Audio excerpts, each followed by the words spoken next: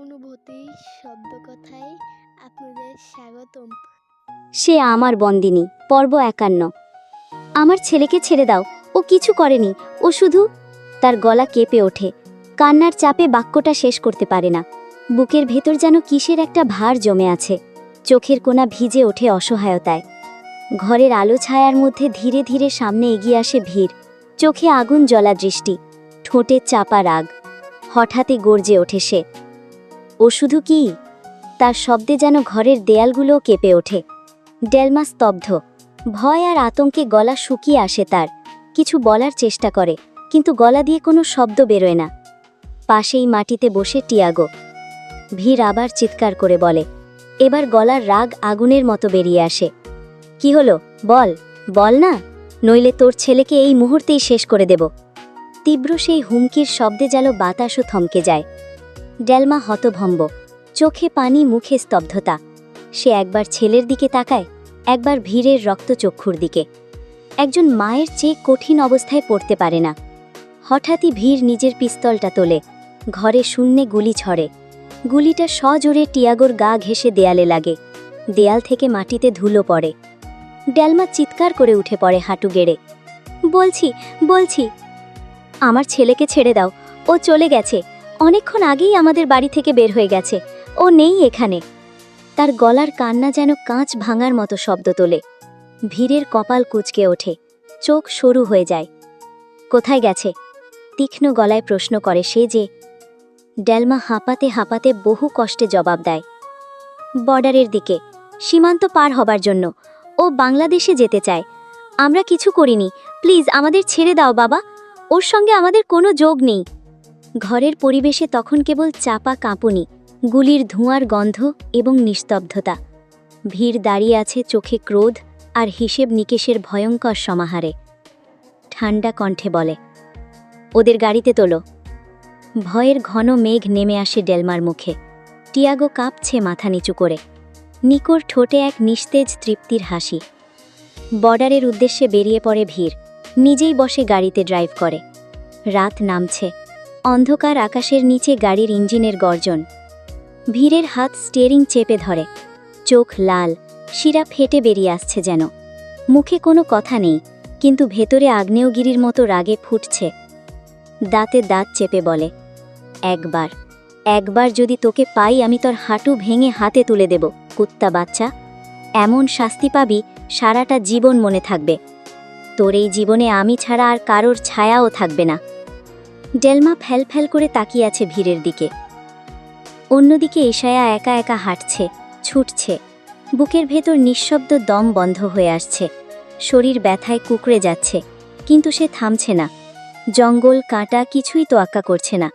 টিয়াগো তাকে যা যা শিখিয়েছিল সেই কথাগুলো একটার পর একটা আবড়াচ্ছে মনে মনে, যাতে কোনো ভুল না হয়। একটা গেট আছে ডান পাশে, গার্ডের দৃষ্টি আড়ালে গাছের আড়াল দিয়ে পেছন দিয়ে ঢুকবে, তারপর ডানে বাঁক নেবে, তারপর সোজা। কিন্তু সামনে যখন বর্ডারের প্রান্ত এসে পড়ে তখন থেমে যায় ইশায়া। চোখের সামনে বিশাল কাঁটাতারের বেড়া, চারপাশে ঘুরছে অস্ত্রধারী গার্ড। এদের চোখের আড়ালেই যা করার করতে হবে। হৃদয়ের রক্ত প্রবাহে জমে আছে ভয়, মুখ শুকিয়ে গেছে। ইশায়া একটানা দৌড়ের পর ক্লান্ত গায়ে গাছের আড়ালে লুকায়। চোখে জল, বারবার নিজেকে সামলাচ্ছে, শক্ত করছে, কিন্তু ভয় যেন তাকে জেকে ধরছে পরপরই। কিভাবে পারবো আমি? কিচ্ছু চিনি না। আমি ধরা পড়লে আবার যদি ফিরে যেতে হয়? হঠাৎ মনে পড়ে সাফার কথা। ভয় পাস না ইস্যু, এই সুযোগ বারবার আসবে না, এখন না পারলে আর কোনোদিন না। ইশায়া নিঃশব্দে বসে থাকে, দম বন্ধ করে অপেক্ষা করে একটিমাত্র সুযোগের। গার্ডদের একটুখানি ভুল, একটুখানি চোখ এড়ানো, এটাই এই জীবন মৃত্যুর মাঝখানে দাঁড়িয়ে থাকা তার শেষ লড়াই। আর ইশায়ার দৃঢ় প্রতিজ্ঞা, সে কিছুতেই হার মানবে না। ভিড় শক্ত হাতে স্টিয়ারিং ঘুরাচ্ছে, তার চোখে আগুন জ্বলছে। রাগে তার চোখের রক্তনালীগুলো ফুলে উঠেছে, শিরায় শিরায় হিংস্রতা। ভিড় শক্ত গলায় বলে, সব লোককে ইনফর্ম করো। ভিড়ের কণ্ঠে এক তীক্ষ্ণ হুকুম, বর্ডারের সব পয়েন্টে খবর পাঠাও, যেন কেউ কিছু সন্দেহজনক দেখলেই সঙ্গে সঙ্গে ধরে ফেলে। পাশে বসে থাকা ডিয়েগো কিছু না বলে দ্রুত মোবাইল তুলে নেয়। ডিয়েগো তখন তাকায় ডিয়েগোর দিকে, কণ্ঠ আরও গম্ভীর ভারী হয়ে ওঠে। হেলিকপ্টার পাঠাও, এক্ষুনি। পুরো এলাকা ঘেরাও করতে বলো। নিকো ইতিমধ্যেই ওয়ার রুমে কল করে ফেলেছে। সব বাহিনীকে রেডি করো, ডাবল টিম লাগাও। আরও গাড়ি যোগ হতে থাকে। একে একে হাজির হতে থাকে কালো রঙের এসইউভি বাহিনী। প্রথমে আসে 5টা গাড়ি, তারপর 10টা। মিনিটেই সেই সংখ্যা পৌঁছায় 40টায়। বিস্ময়কর নিস্তব্ধতার মধ্যে দিয়ে একে একে ছুটে চলা সাজোয়া গাড়ির বহর যেন অন্ধকারে তৈরি হওয়া এক নীরব মৃত্যুঝড়। গাড়ির কাঁচগুলো কালো টিন্টেড, বাইরের কেউ বুঝতে পারবে না ভিতরে কারা আছে। চারপাশে আলোর ঝলকানি, সাইরেনের মতো হালকা শব্দ, মাটির কাঁপন পর্যন্ত শোনা যাচ্ছে, যেন কোনো যুদ্ধের প্রাক্কালে রয়েছে শহর। আর তাদের সামনে সেই ভয়ঙ্কর আগ্নেয়গিরির কেন্দ্রবিন্দু, ভিড়। ইশায়া গাছের আড়ালে দাঁড়িয়েছিল অনেকক্ষণ। তার চারপাশে ভয় আর অজানা আতঙ্কের এক অদৃশ্য দেয়াল তৈরি হয়ে গেছে। গার্ডদের গলার স্বর, বুটের শব্দ, কোথাও কোথাও আগুনের হালকা ধোঁয়া, সব মিলিয়ে যেন চারদিক এক একটা বিপজ্জনক পাজেলের টুকরো। ইশায়া প্রথমে ভেবেছিল অপেক্ষা করবে, কিছুক্ষণ পর পরিস্থিতি শান্ত হবে, তারপর সে বেরোবে। কিন্তু না, কেউ নড়ছে না। আর এভাবে সে সময় নষ্ট করতে পারবে না, তার হাতে সময় খুব কম। একই জায়গায় বারবার গার্ডরা হাঁটছে, টহল দিচ্ছে। এইভাবে দাঁড়িয়ে থাকলে কিছুই হবে না, সময় চলে যাচ্ছে। নিজের ভেতরের ভয়কে চেপে ধরে ইশায়া এগিয়ে যায় ধীরে ধীরে, যে সামনে গিয়ে কিছু একটা করে ওদের চোখের আড়ালে বেরিয়ে যাবে। ইশায়া কয়েক কদম এগোতেই আকাশ কেঁপে ওঠে বিকট শব্দে। একটার পর একটা হেলিকপ্টার, ধোঁয়ার রেখা কেটে আকাশ চিরে নিচে নামছে তারা, যেন শিকারি বাজ ঝাঁপিয়ে পড়ছে শিকারের উপর। তীব্র বাতাসে উড়ছে সবকিছু। ইশায়ার মুখ থেকে রক্ত সরে যায়। ভয়ের তীব্র শীত তার শিরদাঁড়া বেয়ে নেমে আসে। তার পা যেন জমে গেছে মাটির সাথে। পা চলছে না। ইশায়া যেভাবে একটু আগে বের হয়েছিল, তার থেকে দ্বিগুণ জোরে ছুটে গাছের আড়ালে গিয়ে লুকায়। এই হেলিকপ্টারগুলো কার সে জানে, খুব ভালো করেই জানে। এগুলো এসেছে তাকে খুঁজে বের করার জন্য, আবারও সেই আগুনে ফিরিয়ে নিয়ে যাওয়ার জন্য। তার অবস্থান জানতেই তো আকাশ থেকে নজর রাখা হচ্ছে। ইশায়া জানে, এইভাবে গাছের আড়ালে দাঁড়িয়ে থাকলে বেশিক্ষণ সে লুকিয়ে থাকতে পারবে না, ওদের চোখে পড়ে যাবে। ইশায়ার গলা শুকিয়ে আসছে ভয়ে। এদিকে হেলিকপ্টারের আওয়াজ শোনা যাচ্ছে, এগুলো এখানে ঘুরপাক খাচ্ছে। ইশায়ার মন মস্তিষ্ক বলছে পালা, বাঁচতে চাইলে পালা, কিন্তু শরীর অবশ হয়ে আসছে। ইশায়া তড়ঘড়ি করে এদিক ওদিক দেখতে থাকে, কিন্তু কোথাও কিছু খুঁজে পায় না। সে এখন কোথায় যাবে জানে না। একটু দূরে একটা গাছের গোড়ায় সে একটা কোটর দেখতে পায়। ইশায়া এক মুহূর্ত দেরি না করে দৌড়ে গিয়ে ঢুকে পড়ে সেই গাছের কোটরের মধ্যে। ভেতরটা আঁধার, কাঠের গন্ধ, ধুলা আর কিছু শুকনো পাতা। ইশায়া ভয় পায় যদি সাপ থাকে, কিন্তু তবুও ওদের হাত থেকে বাঁচার জন্য ওখানে লুকিয়ে পড়ে। হেলিকপ্টারগুলো আকাশে গর্জন ওঠে। কয়েকটা ব্ল্যাক হেলিকপ্টার আকাশে চক্কর দিচ্ছে, নিচের পুরো বর্ডার এলাকা জুড়ে স্পটলাইট ফেলে খুঁজে চলেছে কাউকে। হেলিকপ্টার থেকে ভেসে আসছে ইঞ্জিনের শব্দ, এক একটা গর্জনে যেন আকাশ ফেটে পড়ছে। একটিমাত্র মেয়েকে খুঁজতে এত তল্লাশি। বর্ডার এলাকায় গাড়ির বহর থামে একে একে। চারপাশ থমথমে, চারদিক শুধুই ধুলো, বাতাসে বারুদের গন্ধ। একটার পর একটা কনভয় থামে, প্রায় 40টি গাড়ি।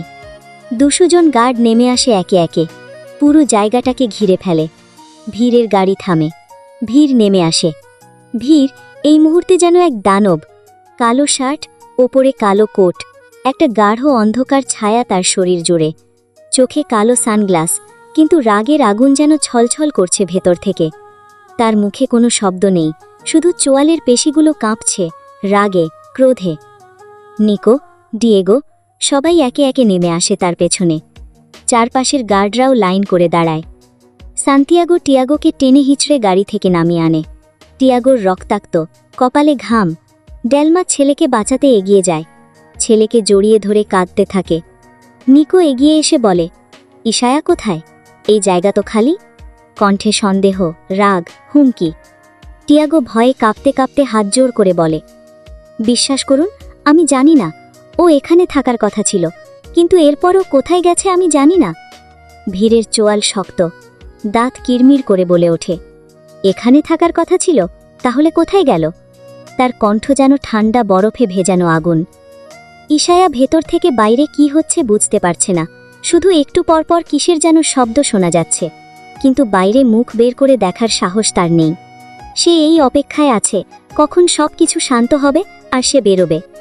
ইশায়া ভয়ে দোয়া দরুদ পড়ছে, যেন আল্লাহ তাকে রক্ষা করে, এদের হাত থেকে বাঁচায়। হঠাৎ নিকো ক্ষেপে উঠে টিয়াগোকে আঘাত করতে থাকে। বল, কোথায় ইশায়া? কোথায় লুকিয়ে রেখেছিস? টিয়াগো পড়ে যায় মাটিতে, মুখে রক্ত, নাকে রক্ত, সারা মুখটা ফুলে গেছে। ডেলমা ছেলেকে বাঁচাতে বারবার ছুটে যাচ্ছে, চিৎকার করছে, আমার ছেলেকে মেরো না, কিছু জানে না ও। কিন্তু প্রতিবারই গার্ডরা ঠেলে ফেলে দিচ্ছে তাকে। মাঝবয়সী এই মা মাটিতে পড়ে যাচ্ছে, হাঁটু ছিঁড়ে যাচ্ছে, কিন্তু উঠেই আবার ছেলের দিকে দৌড়াচ্ছে। এক মায়ের তার ছেলেকে বাঁচানোর জন্য আহাজার কারোর চোখে লাগে না। তারা একের পর এক আঘাত করতে থাকে টিয়াগোকে। টিয়াগো ভাঙা গলায় নিজের প্রাণ বাঁচাতে বলে, আমি ওনাকে এখানকার রাস্তাই বলে দিয়েছিলাম, এদিকেই এসেছেন উনি, এখান থেকেই তার যাওয়ার কথা। আমি কিছু করিনি, আমি ওনার কিছু করিনি।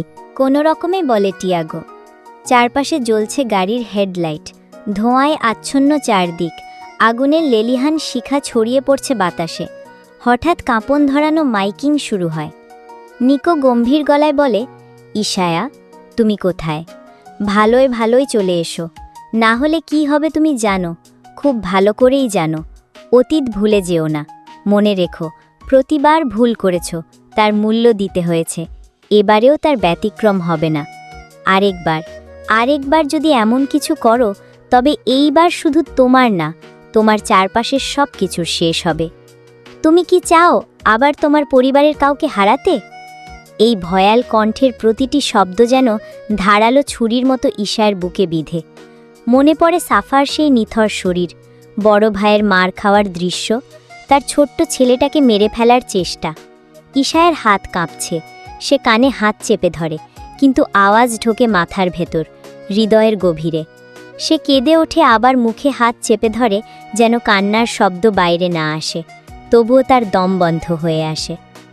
ভিড় দাঁড়িয়ে আছে গাড়ির পাশে, সময় পেরোচ্ছে, 5 মিনিট, 10 মিনিট, 20 মিনিট, কিন্তু ফলাফল শূন্য। ভিড় 2 হাত মুষ্টিবদ্ধ করে রেখেছে, চোয়াল শক্ত, চোখে ক্রোধের আগুন। তার রাগ যেন গনগনে লাভার মতো ফুটে উঠছে। বিড়বিড় করে বলে, এই মেয়েটাকে যে আমি কি করব আমি নিজেও জানি না। সে নিজেকেই বলছে। ভিড় এক ঝটকায় ডেলমার দিকে ফিরে বলে, তুই তোর ছেলেকে বাঁচাতে চাস? ডেলমা থরথর করে কাঁপতে কাঁপতে মাথা নাড়ে, কান্নায় চোখ মুখ ভাসিয়ে দেয়। ভিড় ঠান্ডা গলায় হুঁশিয়ারি দেয়, তাহলে ওকে বল বের হয়ে আসতে, এক্ষুনি, না হলে আমি তোদের কাউকেই জ্যান্ত রাখব না।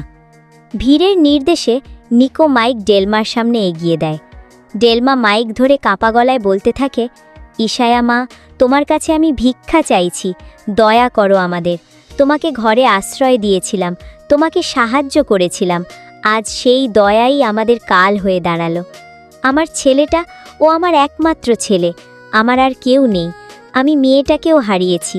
প্লিজ মা, আমি তোমার পায়ে পড়ি, ওদের কাছ থেকে আমার ছেলেকে ফিরিয়ে দাও। তার কণ্ঠ ছিন্ন ভিন্ন হয়ে যায় কান্নায়। মাইকের প্রতিধ্বনি ছড়িয়ে পড়ে চারপাশে, সেই আহাজারি যেন ভেদ করে ফেলে আকাশ। ইশায়ার হাত কাঁপছে, চোখে কান্না, মুখে হতাশা। ডেলমার আর্তনাদ তার ভিতরটা তোলপাড় করে দিচ্ছে। আমি তো চাইনি এভাবে কারো প্রাণ যাক, আমি তো শুধু মুক্তি চেয়েছিলাম। আল্লাহ, আমি তো শুধু মুক্তি চেয়েছিলাম, আমি তো কারোর প্রাণনাশের কারণ হতে চাইনি। কিন্তু আমি জানি, যদি ফিরে যাই আমি বাঁচব না, আমার আত্মাটা ধ্বংস হয়ে যাবে। তার স্পর্শ, তার কণ্ঠ, তার চোখের দিকে তাকানো, সব কিছুই বিষাক্ত। এই বিষাক্ত জীবন থেকে মৃত্যু ভালো। আমি কি করব? আমাকে সাহায্য করো। ভিড় ভেবেছিল এটা কাজে দেবে, কিন্তু যখন এরপরেও কোনো কিছু হলো না, তখনই ভিড় গুলি করে টিয়াগোর পায়ে। শব্দে পুরো এলাকা জুড়ে ছড়িয়ে পড়ে প্রতিধ্বনি, আর একই সাথে ডেলমার হাহাকার, না, আমার ছেলে! চিৎকার করে ছেলের দিকে ঝাঁপিয়ে পড়ে ডেলমা। টিয়াগো ব্যথায় কোকিয়ে ওঠে। একটা অসহায় মায়ের বুকফাটা কান্না ছড়িয়ে পড়ে চারপাশে। ইশায়া আর পারে না, তার শরীর ভারী হয়ে আসছে, কিন্তু হৃদয়টা ভেঙে চুরমার হয়ে যাচ্ছে ডেলমার কান্নায়। সে মাথা নিচু করে, গভীর এক নিঃশ্বাস নেয়। সে আর নিতে পারছে না নিজের জন্যই অসহায় মানুষদের মৃত্যু, এর থেকে তার নিজেরই মরে যাওয়া ভালো। তার মনে হয়, সাফা আপুর মতো আমি নিজেও যদি মরে যেতাম তাহলেই ভালো হতো। আমি পারলাম না আপু, আমি পারবো না, আমি তোমার মতো সাহসী না, হেরে গেলাম আমি। এসব ভাবতে ভাবতেই ইশায়া ধীরে ধীরে গাছের কোটর থেকে বেরিয়ে আসে। চাঁদের আলোয় ভেসে ওঠে তার মুখ, ভয়ের ছায়া, কান্নার রেখা। আড়াল থেকে ধীরে ধীরে বেরিয়ে আসে ইশায়া। এক একটা পা যেন তাকে টেনে নিয়ে যাচ্ছে নিজের শাস্তির দিকে, আর প্রতিটা কদমে যেন লেখা হচ্ছে তার নিজের মৃত্যুর রায়।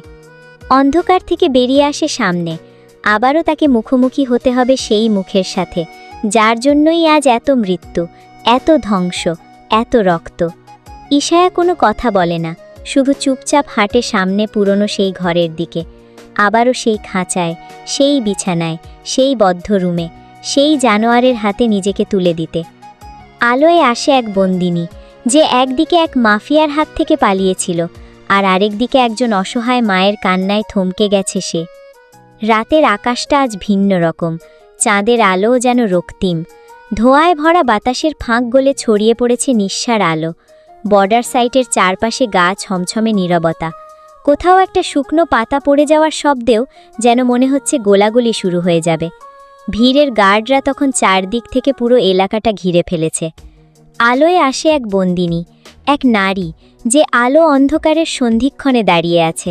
একদিকে এক নির্মস্য মাফিয়া, যার হাত থেকে পালিয়ে এসেছে সে। আরেকদিকে এক অসহায় মায়ের হাহাকার, যে কাঁদছে তার সন্তানের প্রাণের আশায়। সে জানে এই দুই নিরপরাধ মানুষের প্রাণ বাঁচাতে তাকে ফিরতেই হবে আগুনে। নিজেকে সে সমর্পণ করে দেয় ওদের জন্য। আলো ম্লান হয়ে আসে চারপাশে। কুয়াশার ভেতর থেকে ধীরে ধীরে সামনে আসে ইশায়া। তার কালো পোশাক দেহে আঁটোসাঁট হয়ে লেপ্টে আছে। হাঁটু সমান ঘন চুলগুলো বাতাসে উড়ছে এলোমেলোভাবে। তার সেই মুখ, যেটা দেখলে মুহূর্তে হাজারটা রাজ্য ধ্বংস করে দিতে চায় কোনো পুরুষ, সেই রূপ যেন কোনো মৃত্যুদূতের চেয়েও বিষাক্ত, আবার পবিত্র। ভিড় সোজা হয়ে দাঁড়ায়। ইশায়াকে ঘিরে দাঁড়ায় সহস্র গার্ড। পুরো গোল হয়ে ঘেরাও করে, পুরো জায়গাটা এক বিন্দু পরিমাণ ফাঁক রাখে না। সবাই অস্ত্র তাক করে ধরে সোজাসুজি। তাদের করা রাস্তাটা শুধুমাত্র ভিড় পর্যন্তই যায়। সবার মাঝে দাঁড়িয়ে থাকা সেই পুরুষ, রাজভীর আলভারেজ, মেক্সিকোর বিপজ্জনক বেপরোয়া মাফিয়া বস। তার শরীর শক্ত হয়ে আসে, কাঁধ ফুলে ওঠে, রক্তিম চোখ দুটো আগুনের মতো জ্বলছে। ভিড় একদৃষ্টে তাকিয়ে আছে ঝাপসা হয়ে যাওয়া সেই রমণীর দিকে। প্রায় 2 দিন সে দিশেহারা হয়ে ছুটেছে, ঘুমহীন, ক্ষুধার্ত, উন্মাদ হয়ে এই মেয়েটার জন্য। প্রতিটা সেকেন্ড যেন বিষ হয়ে ঢুকেছে তার রক্তে। এই মেয়েটার অনুপস্থিতি তাকে পুড়িয়ে ছাই করে দিয়েছে। আজ সে তার সামনে, যাকে একটিবার ছুঁতে না পারার কষ্ট তাকে ভিতর থেকে শেষ করে দিচ্ছিল, এখন সে তার সামনে। তাকে দেখে মুহূর্তে সক্রিয় হয়ে ওঠে চারপাশের নিরাপত্তা। সান্তিয়াগো, এনরিকো, ডোমিনিকো, 3 জন বডিগার্ড সামনে আসে, কিন্তু তাদের কেউই ইশায়াকে স্পর্শ করতে পারবে না। কিন্তু তবুও এক বিন্দু ফাঁক রাখে না কেউ, যেন বাতাসও না যেতে পারে তার শরীর ছুঁয়ে। ভিড় কোনো শব্দ করে না, শুধু চোয়াল শক্ত করে তাকিয়ে আছে। তার ভিতরে রাগ, সেই জ্বলন্ত আগুন। ইশায়ের দিকে তীক্ষ্ণ চোখে তাকায় নিকো। সেও ভিতরে আগুন হয়ে আছে। কম দৌড়ান করায়নি এই মেয়েটা তাদেরকে। তার চোখ বলে দিচ্ছে, তুমি কিভাবে সাহস করলে পালানোর? এত দ্রুত ভুলে গেছো বোনের পরিণতি? কিন্তু এই মুহূর্তে রাজভীরের আগে কেউ কথা বলে না, আর কাউকে দেখে না। ভিড় শুধু তাকিয়ে আছে তার সামনে হাঁটতে থাকা সেই নারীটির দিকে, যার প্রতিটা পা যেন তার হৃদয়ের ওপরে সে করে বারবার। তার চোখে তখন আর দুনিয়া বলে কিছু নেই, শুধু সেই রমণী যে তার। ইশায়া এগিয়ে আসে। সে জানে তার জীবনের সবচেয়ে ভয়ঙ্কর বাস্তবতা অপেক্ষা করছে সামনে। সবচেয়ে কঠিন বাস্তবতা, যা সে মানতে চায় না, কিন্তু মানা ছাড়া তার কাছে কোনো উপায় নেই। সে বাধ্য মানতে। ভিড়ের চোখ আরও কঠিন হয়ে যায়। তার মুখে ধরা পড়ে হিংস্র প্রেমের ছায়া, যা এক ধরনের প্রেম, যা মারতে জানে, পুড়িয়ে দিতে জানে, বন্দি করে রাখতে জানে। রাগ, জেদ আর ক্ষোভের ধোঁয়ায় যেন দপদপ করে জ্বলছে ভিড়ের ভিতরটা। তবে সেই আগুন বাইরে নয়, তার ভেতরেই জ্বলছে, নিঃশব্দে, নিঃসীমে, ধ্বংসের পূর্বাভাস দিয়ে। তার ঠোঁটে কোনো শব্দ নেই, চোখে কোনো চঞ্চলতা নেই, তবুও সেই চাহনিতে এতটা ওজন, এতটা আগুন, যেন তার দৃষ্টি ছুলেই কেউ পুড়ে ছাই হয়ে যাবে। ভিড় চুপ। অতিরিক্ত রাগে মানুষ যেমন ঠান্ডা হয়ে যায়, ভিড়ের ক্ষেত্রে হচ্ছে তার থেকেও ভয়ঙ্কর কিছু। সে জানে না সে কি করবে, তবে এটুকু জানে তার ভিতরে এখন যা জন্ম নিচ্ছে সেটা মানুষ নয়, সেটা জন্তুরও এক ধাপ ওপরে, ভয়ঙ্কর কিছু। ভীর চোখ সরিয়ে নিতে পারছে না ইশায়ার দিক থেকে। তাকে যেন প্রথমবারের মতো নতুন করে দেখছে, তবে ভালোবাসার চোখে নয়, ঘৃণার চোখেও নয়, এক ধরনের হতভাগ যন্ত্রণার চোখে, রাগের চোখে। যেন প্রতিটা স্মৃতি, প্রতিটা মুহূর্ত যা সে পেছনে ফেলে এসেছে হঠাৎ ঝড় হয়ে ফিরে এসেছে মাথার মধ্যে। গত 2 দিন ধরে তার হৃদয়ে কি ঝড় বয়ে গেছে, সে মেয়েটাকে চোখের সামনে না পাওয়ার প্রতিটা মুহূর্ত কেমনভাবে তীক্ষ্ণ কাঁটার মতো বিঁধেছে তা যেন একে একে তার স্মৃতির দরজায় ধাক্কা মারছে। মাথার মধ্যে রক্ত টকবক করে ফুটে উঠল, সে নিজের শরীরটাই আর নিয়ন্ত্রণে রাখতে পারছে না। অন্যদিকে ইশায়া ঠাই গামিয়ে আছে পাথরের মূর্তির মতো। ভয়ের চূড়ান্ত রূপ মানুষকে নড়তে দেয় না, শ্বাস নিতে দেয় না, চোখ তুলতে দেয় না। ইশায়েরও সেই অবস্থা। তার চোখের পাতা কাঁপছে, ঠোঁট শুকিয়ে গেছে, গলার নিচে একটা ভারী বল যেন আটকে গেছে। সে জানে না আজ তার কি হবে। ভীর কি করবে তার নিজের জন্য কোনো চিন্তা নেই, তার ভয় এখন ডেলমা আর তার ছেলের জন্য। সে জানে ভীর কি করতে পারে, সে জানে এই মানুষটা কতটা ভয়ঙ্কর হয়ে উঠতে পারে। আর এই মুহূর্তে তার ভিতরের অন্ধকারটা পুরোপুরি মুক্ত। ইশায়া ভয়ে উপরের দিকে তাকাতে অবধি পারছে না। সে জানে ওই ভয়ঙ্কর চোখ দুটো তার দিকেই নিবদ্ধ। এই চোখের দিকে তাকানোর মতো সাহস তার নেই। তবুও ইশায়া এক ফোঁটা সাহস কুড়িয়ে তার থমকে যাওয়া চোখ দুটো উঠিয়ে তাকায় একটু ওপরে।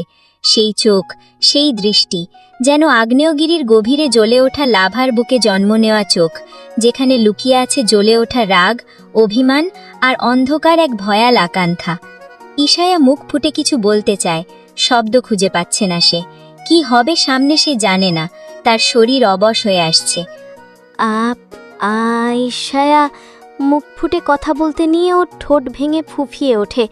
তার শ্বাস তীব্রভাবে ওঠানামা করছে, বুক কাঁপছে, বাঁচার আকুতি নিঃশ্বাসে ভাসছে। ভীর গভীরভাবে তাকিয়ে থাকে তার মুখের দিকে। তার সেই নরম ঠোঁট যেটা এখন কাঁপছে, তার উপর সেই ছোট্ট তিলটা জলজল করছে। এই ঠোঁট সে অগণিতবার ছুঁয়েছে, কিন্তু গত 2 দিন তাকে না দেখার যন্ত্রণা, তাকে না ছুঁতে পাওয়ার কষ্ট তার বুকে তীরের মতো বিঁধেছে। সেই মুখ, সেই চোখ, এই মেয়েটা যাকে সে নিজের চোখের আড়াল হতে দেয়নি কখনো, আর সে নিজেই তাকে চোখের আড়ালে ফেলে রেখেছিল 2টা দিন, মাত্র 2টো দিন। কিন্তু সেই 2 দিনের প্রতিটা মুহূর্ত ছিল ভীরের জন্য মৃত্যুর চেয়েও ভয়ঙ্কর। না দেখার যন্ত্রণা, না ছোঁয়ার কষ্ট, আর সেই অজানা শূন্যতা যা প্রতিটা মুহূর্তে তার হৃদয়কে রক্তাক্ত করে রেখেছে। যা করার আমি করেছি, ওদের দোষ নেই, ওদেরকে ছেড়ে দিন, যা করার আমার সাথে করুন।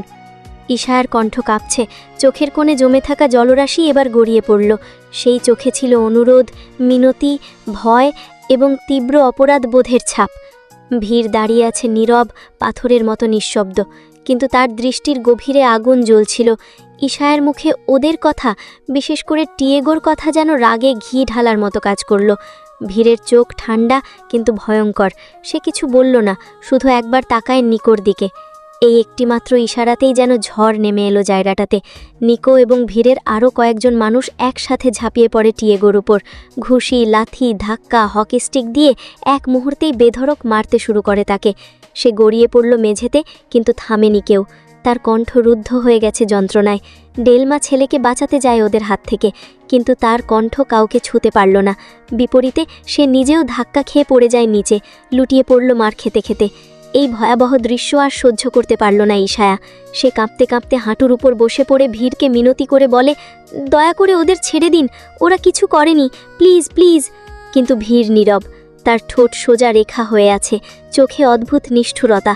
সে যেন আজ পণ করেছে, আজ কোনো কথা বলবে না, শুধু প্রতিশোধ নেবে, এক চুল পরিমাণ ছাড় দিবে না কাউকে। সব কিছু এক মুহূর্তে থেমে যায় যখন নিকো ছুরি হাতে তুলে নেয়। ইশায়ার বুক কেঁপে ওঠে। সে বুঝে যায় এখন কি হতে চলেছে। সে গলা ফাটিয়ে চিৎকার করে ওঠে, না প্লিজ, এমন করবেন না, এটা অন্যায়, এত বড় অপরাধ করবেন না, আল্লাহর ভয় করুন। বলতে বলতে সে ছুটে যেতে নেয় নিকোর দিকে, ছুরি থামাতে।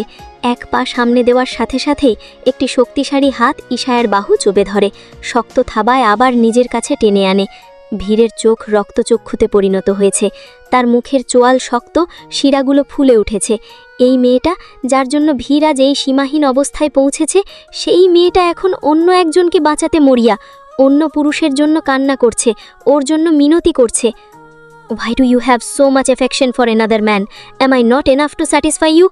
আমাকে দিয়ে হচ্ছে না তোর, কি জন্য এমন করলি বল? চিৎকার করে বলে ভীর, হাতের চাপ আরও দৃঢ় হয়। ইশায়া ব্যথায় চোখ মুখ কুঁচকে নেয়। ইশায়া হাত ছোটানোর চেষ্টা করে বলে, ছাড়ুন, অসভ্য জানোয়ার লোক একটা। আপনাদের মতো নরপশু কিভাবে বুঝবে পরিবার কি, আপনজন কি? পরিবার হারানোর কষ্ট কি, আপনজন হারানোর যন্ত্রণা কি জিনিস? ইশায়ের গলা কেঁপে উঠছে, তার চোখ থেকে ঝরছে লেলিহান অশ্রু। তীব্র কষ্টে ফেটে পড়া চিৎকার যেন আকাশ বিদীর্ণ করে দেয়। ভীর দাঁড়িয়ে আছে ঠিক সামনে, এক পলক তাকিয়ে সে বলে ওঠে, শ্, গলার রগ ঝিড়ে ফেলব, আওয়াজ নামা, ভুলে যাস না কার সামনে দাঁড়িয়ে কথা বলছিস। তার কণ্ঠে এমন ঠান্ডা যে ঠান্ডার ভেতরেই লুকিয়েছিল, কিছু শিক্ষা হয়নি তোর? বোনকে হারিয়ে ভাইয়ের পাগলপ্রায় অবস্থা দেখে আরেক ভাই তো মরার মুখ থেকে ফিরে এসেছে, তাও শিক্ষা হয়নি? তাহলে এবার কি তোর ভাবিকে নিয়ে? কথা শেষ করার আগেই সাফার মৃত্যু, তার ভাইয়ের যন্ত্রণা, ছোট্ট মাসুম বাচ্চাটাকে মারার প্ল্যান, বড় ভাইকে কিডন্যাপ, আর এখন ভাবিকে নিয়ে এমন কুৎসিত কথা। ভীরের চোখ অন্ধকার হয়ে আসে, বুকের ভেতরে এমন কিছু ছ্যাঁকা দেয় যেন শরীরের সব রক্ত জ্বলে ওঠে। সে রাগে কাঁপতে কাঁপতে ভীরকে মারার জন্য হাত তোলে, কিন্তু মুহূর্তেই চারপাশের সব গার্ড ইশায়ের দিকে বন্দুক তাক করে ধরে। সেকেন্ডের মধ্যে গর্জে ওঠে হুমকি আর আতঙ্ক। ইশায়ের ছোট্ট হাতটা ভীরের গাল স্পর্শ করার আগেই ভীর তার হাত চেপে ধরে, অন্য হাতে সজোরে একটা ঠাস করে থাপ্পড় বসায় ইশায়ের নরম গালে। চোখে আগুন ভীরের। ইশায়া কিছু বুঝে ওঠার আগেই আরও একটা ভয়ঙ্কর থাপ্পড় সেই একই গালে পড়ে। এক মুহূর্তে তার গাল লাল হয়ে যায়, কান জ্বলে ওঠে, মাথা ঘুরতে থাকে। সে দুলে ওঠে, কিন্তু ভীরের শক্ত হাতে সে আটকে আছে। নিকো এক ইশারায় গার্ডদের শান্ত হতে বলে, তারা বন্দুক নামিয়ে পিছিয়ে আসে। ভীর রাগে হিস হিস করছে, শরীর কাঁপছে অতিরিক্ত রাগে। আমার সঙ্গে গলাবাজি করিস, চিৎকার করে কথা বলিস আমার সাথে? তোর এই দুঃসাহসের মূল্য কি তা তুই দেখবি। শুধু অপেক্ষা কর, আমি তোকে এমনভাবে ভাঙব, এতটা নিঃস্ব করে দেব, তুই আর কিছুই দেখবি না, আর কিছুই পাবি না, শুধু আমিই থাকবো তোর সামনে। আমার ছায়া ছাড়া তোর কাছে আর কিছুই থাকবে না। বলে ইশায়াকে জোরে ধাক্কা দেয়, সে ছিটকে যায় কিছুটা। ভীর এগিয়ে যায়, সান্তিয়াগো কোনো কথা না বলে কুড়াল এগিয়ে দেয়। ভীর সেই কুড়াল হাতে নিয়েই যায় টিয়েগোর দিকে। আর কোনো কথা না বলে সে এলোপাথারি কুড়াল চালাতে শুরু করে। তাজা রক্ত ছিটকে আসে, প্রতিটি আঘাতে মাংস ছিন্ন হয়, রক্ত ছিটকে পড়ে চারপাশে। টিয়েগোর আর্তনাদ একসময় স্তব্ধ হয়ে যায়, আর ভীর চলতেই থাকে যেন প্রতিটি আঘাতে তার উগড়ে দিচ্ছে। ডেলমা চিৎকার করতে করতে তার মুখ থেকে রক্ত বেরিয়ে আসে, কিন্তু তাকে ধরে রাখে এক গার্ড। আর সে চিৎকার করে কাঁদছে, থামো, আমার ছেলেকে ছেড়ে দাও, দয়া করে, আমার আর কেউ নেই, আমার ছেলেটা ব্যথা পাচ্ছে, ওকে ছেড়ে দাও। অন্যদিকে ইশায়া, সে স্তব্ধ, শরীর মন একদম জমে গেছে। চোখের সামনে এমন ভয়াবহ রক্তপাত, তার কারণে এমন মৃত্যু, সে কিচ্ছু বলতে পারে না। কান্না নেই, চিৎকার নেই, শুধু নিঃশব্দ স্তব্ধতা। একটা গভীর বোবা যন্ত্রণা তার মুখে ছায়ার মতো ভেসে উঠেছে। ইশায়া বেশিক্ষণ সহ্য করতে পারেনি এই দৃশ্য, একসময় লুটিয়ে পড়ে মাটিতে। মারিয়া, এলেনাকে ডাকে নিকো। তার শরীর যেন কাঁপছে নিঃশ্বাস নিতে। নিকো আদেশ দেয় তাকে গাড়িতে তোলো, এক্ষুনি ওকে। ভীরের চারপাশে রক্ত, ছিন্ন দেহের টুকরো। ভীর মুখ থেকে রক্ত সরিয়ে দেখে ইশায়াকে গাড়িতে তোলা হচ্ছে। শান্তি লাগছে এখন তার এই রক্তে। তার থেকেও বড় শান্তি হচ্ছে পেয়ে গেছে সে তার প্রাণকে। এখন আর কোনো শূন্যতা গ্রাস করতে পারবে না তাকে। সে যাকে চায় সে তার চোখের সামনেই আছে। এই তো, এখনও তার সামনে, বাড়িতে গেলেও সে তাকে পাবে। সব কিছু শেষ, গাড়ির বহর একে একে বেরিয়ে পড়ছে এলাকা থেকে। সবার চোখে যেন বিজয়ের অহংকার, শাস্তির রূপ আর প্রতিশোধের তৃপ্তি। কিন্তু সবার পেছনে রয়ে গেছে একজন, ডেলমা। না, এখন সে আর শুধুমাত্র একজন মা নয়, সে একজন মৃত সন্তানের ছিন্ন বিচ্ছিন্ন দেহ আঁকড়ে ধরা নিঃস্ব আত্মা। তার কোলের মধ্যে টিয়েগোর বিক্ষত দেহের অংশগুলো, রক্তে ভেজা, ছিন্ন, জীবনের স্পন্দনহীন। এক হাতে ছেলের হাত, অন্য হাতে মাথায় ধরে সে শূন্য চোখে তাকিয়ে আছে। তার চোখে এখন কান্না নেই, যা আছে তাহলে এক অসীম শূন্যতা আর একটা অভিশপ্ত নিঃশব্দ প্রতিজ্ঞা। সে ফিসফিস করে, আবার গর্জে ওঠে, সন্তান হারানোর এই যন্ত্রণা আজ যেমনভাবে আমি ভুগছি, একদিন তোরাও ঠিক বুঝবি। যেমনভাবে আমি নিঃস্ব হয়ে গেলাম আজ, তুইও হবি, তোরাও হবি।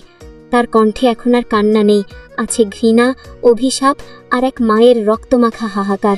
সে আবার ছেলের মাথা নিজের বুকে চেপে ধরে। আমি মা, আমি আজ তোকে বলছি, একদিন তুইও সন্তান হারানোর কষ্টে কাঁদবি ঠিক এমন করে।